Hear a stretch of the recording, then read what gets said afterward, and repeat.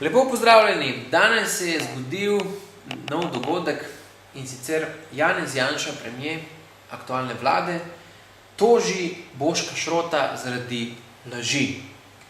Boško Šrot naj bi v Večeru, v intervjuju za časnik Večer, povedal par krepkih laži, kot pravijo v odvetniški pisarni Zidar Klemenčič, oziroma odvetnica Janeza Janše je sporočila naslednje.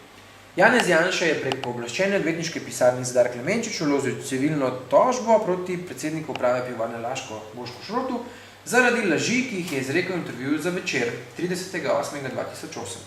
No, tukaj naj bi Boško Šrot govoril o tem, da naj bi Janša celo parkiral neke delnice, in da naj bi nekako zavestno škodoval tudi podjetjem na tistih bolj ogroženih področjih.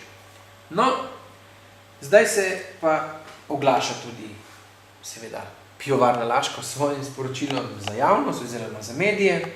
In sicer v Pivovarni Laško so iz medijev izvedeli za napovedano civilno tožbo Janeza Janše proti Bošku Šrotu.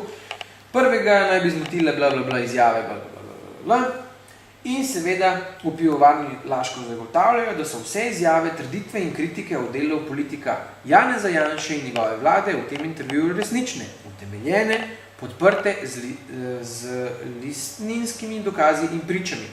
Zaradi sistematičnega blatenja dobrega imena Pivovarne Laško in njenega vodstva bo tudi pivovarna vložila tožbo proti Janezu Janši. Torej, s tožbo na tožbo. Pravna država Slovenija, vest, sporočila za javnost in tožbe. To je predvolilna kampanja.